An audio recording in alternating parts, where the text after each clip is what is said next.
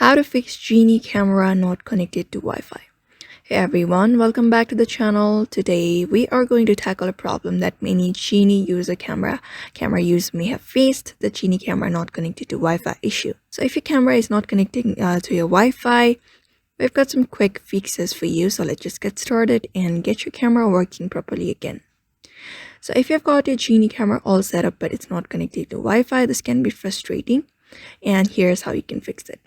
First, make sure your Wi-Fi is working properly. Genie cameras are only compatible with the 2.4 gigahertz Wi-Fi networks, not 5 ones. So make sure you have that one. And after that is done, you can reset your Genie camera to clear any temporary glitches. So you can just go ahead and clear the cache of the Genie camera application by going and tapping on the info section and then clearing out the storage of that particular app and the cache.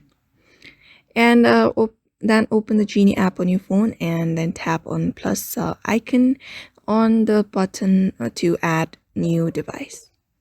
And make sure your phone is connected to the same Wi-Fi network, the stable one. And follow the on-screen instruction in the app and it will guide you through the steps to connect to your Wi-Fi to your camera. Another issue may be the distance between your camera and your router. So if your camera is too far away, the signal strength might not be strong enough to connect. So try moving the camera closer to your router during the setup process. Once it's connected, you move the camera back to its original location. And outdated software could be causing the issue as well, so make sure you have the latest version of the application installed on your device and check for any firmware updates available for that particular application. Just go ahead and make sure that is done. And that is it. Those are the best steps you can apply to fix your Genie camera when it's not connecting to Wi-Fi. So I hope this video helped you to get your camera back online. And if you found this video helpful, don't forget to hit the like button and subscribe for more troubleshooting tips.